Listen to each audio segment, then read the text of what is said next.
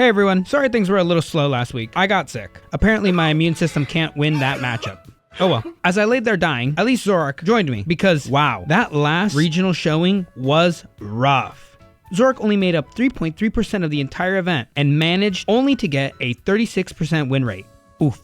Out of 74 people, only 2 made day 2. Now, this can mean a few things. Number 1, the list people brought didn't really respect the meta shift. 2, Golden Go, Dragapult, and Charizard were way more popular overseas than they were here in the US. And 3, our supposed good matchup, the Gardevoir one, well, they just got Diancie, and Diancie's weakness isn't dark, which leads me to believe that our old builds just don't cut it anymore. So, while we patiently sit here and wait for Zekrom, I've been tinkering.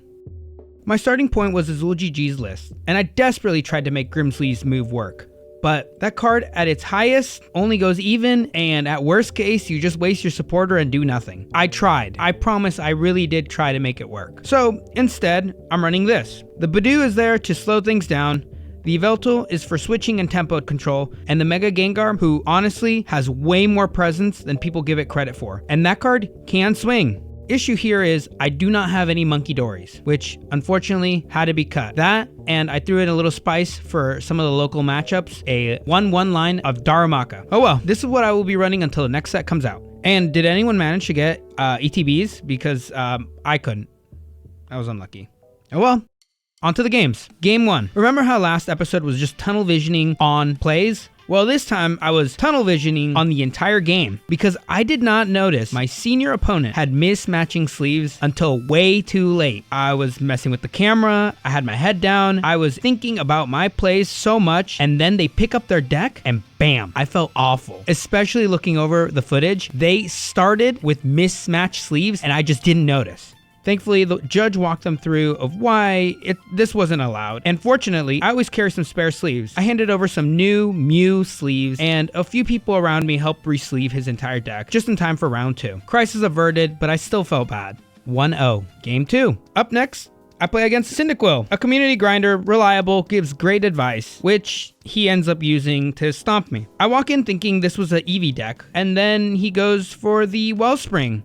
And I went, okay, well, I guess you're gonna sob block me. You know, sob, and then you sob. I used Budew to hopefully buy me some time, but nope. I hate to do this to you. Okay. No way! Yeah. That's crazy! Yeah. He had the Rock Candy, he had the Crespin, and boom, easy 2 Pokemon knockout. It's simply unlucky. I mean, he apologized too. He's like, sorry for getting this on film, but I mean, what is there to apologize? It's a card game. Sometimes Lady Luck picks favorites. 1-1. Now, game 3, this one I'm the most proud of. Since they started a little rough, I apply some early pressure.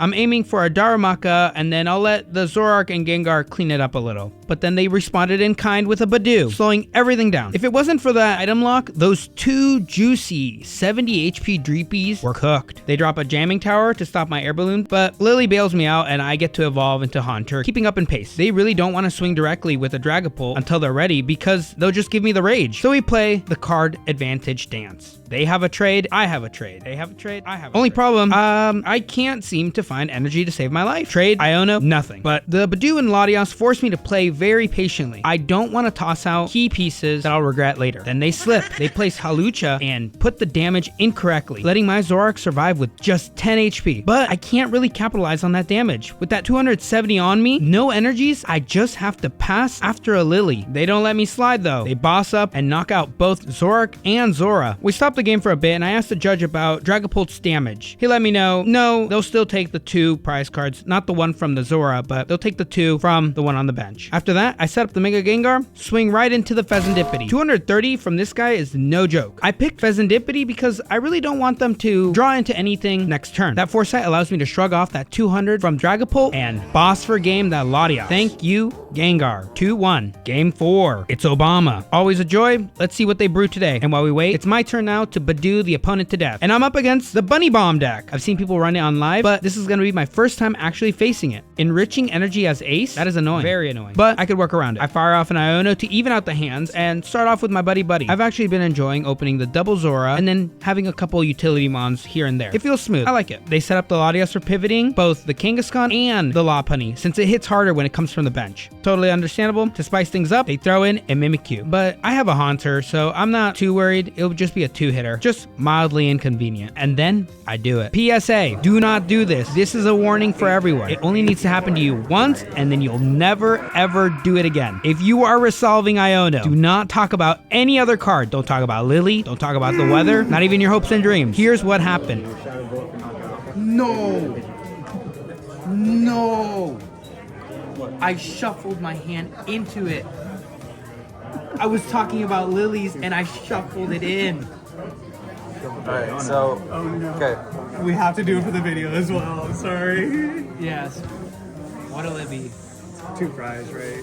No, it's not a 2 prize. So, is there any way that we can recover what your hand was? Based on like all cards being known to the board state.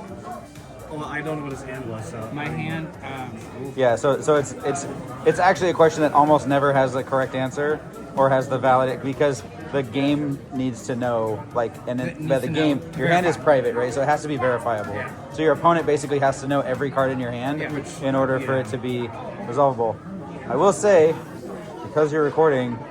but is that think it's not here. What would the typical? What? Like, So the ruling is that it's a game loss because it's a completely unrecoverable board state.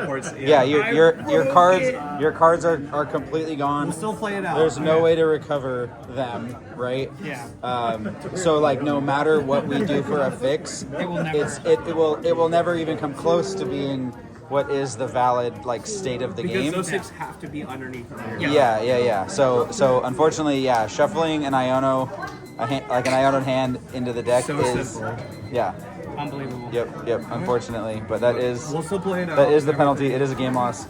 Like I'm saying though, there are like weird situations where that happens. So like it is something that like potentially a stream game, if like the hand is caught by a camera completely, it can be recovered and then it's a double price penalty because it's still, you obviously still made the mistake, right? But it's like you can recover it, fixable. Okay. Well, but if you're okay with doing that.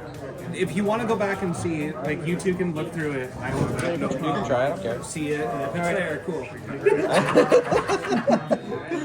While that was getting resolved, does anyone know where I can find some Scraggy theme ability counters? I'm begging. Back to the game. I open my secret box, load up on all the goodies I need, boss the Latias for the kill, putting them in a really awkward spot. They can only use 1 Dusclops. Unfortunately, they find both the Dusclops and manage to switch the Lopunny into the active, taking out a clean knockout, and with the penalty, that's game. And the podium game too. Oh well.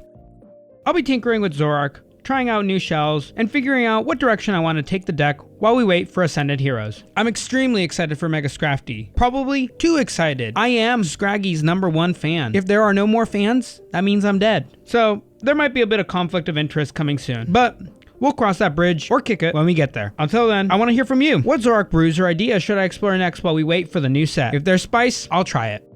That's it.